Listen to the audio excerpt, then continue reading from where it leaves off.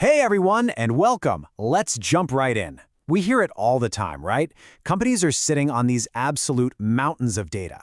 But their big, fancy analytics models, well, they just aren't delivering those game-changing insights they were promised. So what gives? Where is the disconnect? It's a super common and, let's be honest, a really frustrating question. You've done everything right. You've built the infrastructure. You've collected years and years of data. You've got the latest and greatest algorithms. But the results? They're just meh. It makes you wonder, is the model just not smart enough? Well, here's the thing. The issue usually isn't the algorithm itself, that whole black box doing all the complicated math. Almost always the problem is what you're feeding it. You know, any great chef will tell you, a masterpiece dish is only as good as the ingredients you start with. And in the world of analytics, your data variables, those are your ingredients.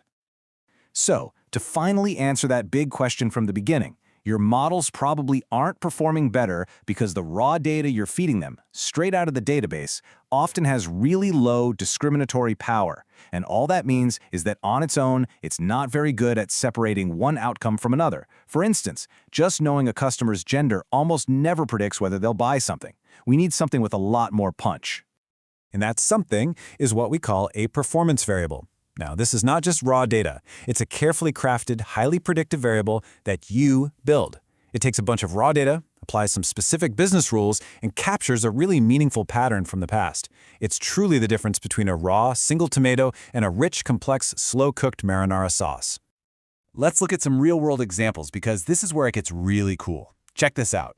Instead of overwhelming a model with millions of individual transaction records, you can create a single powerful variable like YTD_purchases just by adding them up over the last year. Or instead of just listing payment types, you calculate the percentage of times a customer uses a credit card. See?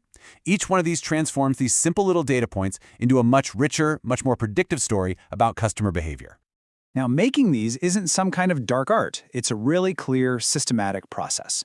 First, you just identify the raw data you're going to work with, your base variables. Second, and this is where your expertise is absolutely critical, you apply your business rules to transform them. And finally, you aggregate all that detailed data to the right level for your model, like summarizing all of a customer's transactions down to that one customer record. Here's a classic technique that works wonders. You take a continuous variable, something like age, and you turn it into a discrete one. Think about it. A model might really struggle to find a clear pattern in raw ages like 47, 22, and 68. But by grouping them into meaningful age bands like 18 to 24 or 46 to 62, you suddenly make the patterns pop. It becomes so much easier for the algorithm to spot a trend. It's a simple transformation that can dramatically boost your model's power.